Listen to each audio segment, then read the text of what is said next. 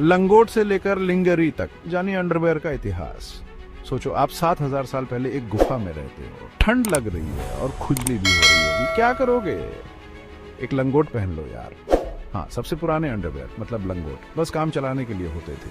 कुछ हजार साल आगे बढ़ो तो इजिप्शियंस लोग लिनन के लंगोट पहन रहे थे। रोमन्स लोग, उनके पास सबलिगाकुला था, जो असल में बिकिनी बॉटम का ही फैंसी नाम है। मिडिल एजेस में ब्रेज आ गए, ढीले ढाले अंडरवेयर जिनके सामने आजकल के पजामाज भी टाइट लगे।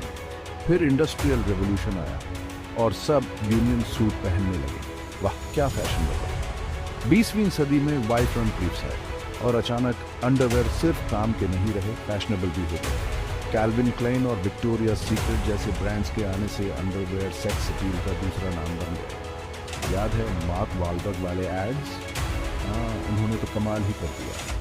और 90 के दशक के बॉक्सर ब्रीफ्स को कैसे भूल सकते हैं। आराम और स्टाइल का साधारण लंगोट से लेकर लेसी लिंगरी तक अंडरवेयर का सफर बहुत लंबा रहा। ये सफर हमारे बदलते समाज, नई टेक्नोलॉजी और फैशन के बदलते ट्रेंड को दिखाता है।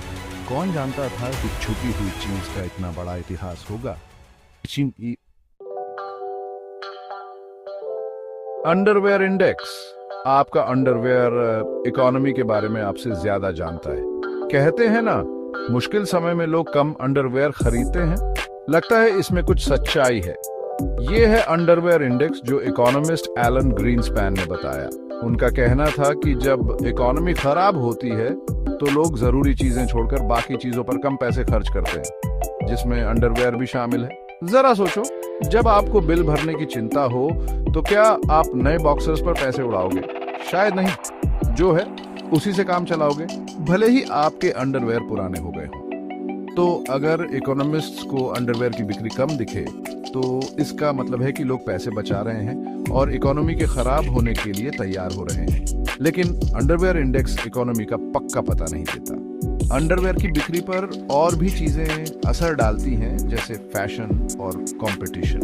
लेकिन ये एक मजेदार उदाहरण है कि कैसे हमारी रोजमर्रा की चीजें इकोनॉमी के बारे में बता सकती हैं। तो अगली बार जब आप अंडरवेयर खरीदें तो याद रखें, आप सिर्फ अंडरवेयर नहीं खरीद रहे बल्कि एक अजीब और मजेदार इकोनॉमिक इंडिकेटर में हिस्सा ले रहे हैं। पिंक चैडी पावर जब अंडरवेयर प्रोटेस्ट का सिंबल बन गया। साल 2009 में इंडिया में कुछ कमाल हुआ। अंडरवेयर प्रोटेस्ट का सिंबल बन गया। कोई भी अंडरवेयर नहीं बल्कि पिंक अंडरवेयर। पिंक चैडी कैंपेन, जैसा इसे कहा जाता है, सेरीरम सेना के खिलाफ था, जो लोगों को परेशान कर रहे थे। जर्नलिस्ट निशा सूजन ने ये कैंपेन शुरू किया, जिसमें लोगों को सेरीरम सेना के ऑफिस में पिंक अंडरवेयर भेजने के लिए कहा गया और ये काम कर गया। हजारों पिंक अंडरवेयर सेना के ऑफिस में पहुंच गए, जिससे पूरी दुनिया में इसकी चर्चा हुई। और साधारण सी चैडी अंडरवेयर को हिंदी में चैडी कहते हैं। मॉरल पुलिसिंग और इंटॉलरेंस के खिलाफ एक सिंबल बन गया।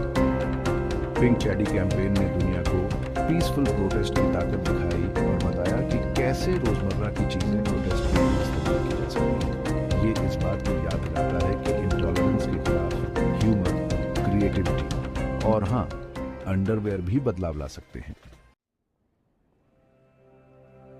अंडरवेयर टुडे सिर्फ जरूरत की चीज नहीं, और भी बहुत कुछ।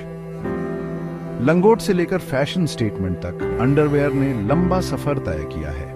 आज ये एक बहुत बड़ा बिजनेस है जिसमें कई स्टाइल्स, फैब्रिक्स और डिजाइन्स हैं। साधारण कॉटन ब्रीफ्स से लेकर लक्सुरियस सिल्क लिंगरी तक, मॉइस्चर विकिंग एथलेटिक अंडरवेयर से लेकर शेपवेयर तक सब कुछ मिलता है। लेकिन प्रैक्टिकल और फैशन के अलावा अंडरवेयर का कल्चरल महत्व भी है।